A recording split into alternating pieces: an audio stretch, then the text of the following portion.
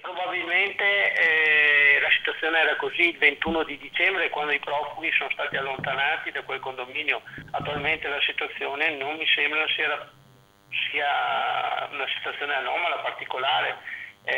Addirittura mi risulta che gli appartamenti siano in vendita e quindi prima di essere stati messi in vendita siano stati puliti anche le parti comuni. Devo ricordare a questa signora che se non sono riusciti in 6 mesi a spiegarvi, i profughi non sono arrivati per colpa del sindaco di Eraclea, ma perché qualcuno non sapeva dove metterli. Se ogni comune, ogni amministrazione comunale, ogni istituzione, compresa la regione, facesse la sua parte, questi problemi non ci sarebbero stati. Così il sindaco Talon risponde alle critiche mosse da una residente di Eraclea intervenuta telefonicamente durante la trasmissione Sveglia Veneti per segnalare le condizioni di sporcizia lasciate dai profughi nel residence Mimose, dove sono stati ospitati dal 9 giugno al 20 dicembre.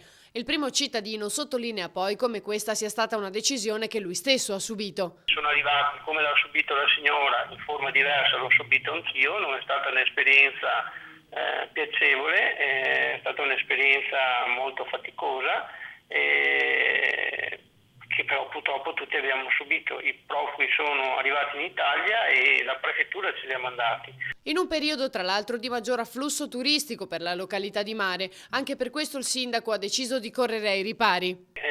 L'amministrazione di Eraclea assieme all'amministrazione di Salonà si sta partecipando a un bando scade il 14 febbraio, quindi domenica, quindi entro questa settimana deve essere formalizzata la partecipazione a un bando nazionale, cosiddetto bandi SPRAR, per l'accoglienza di un numero limitato di profughi in modo organizzato non più dalla prefettura in questo caso, ma dal comune di Eraclea. E questo sulla base di questi accordi nazionali, che non sono nati ieri, sono nati ancora nel 2001, faranno sì che se ci saranno degli arrivi, altri arrivi prima di arrivare ad Eraclea andranno in altri luoghi, andranno in altri comuni, perché noi la nostra parte l'abbiamo già fatta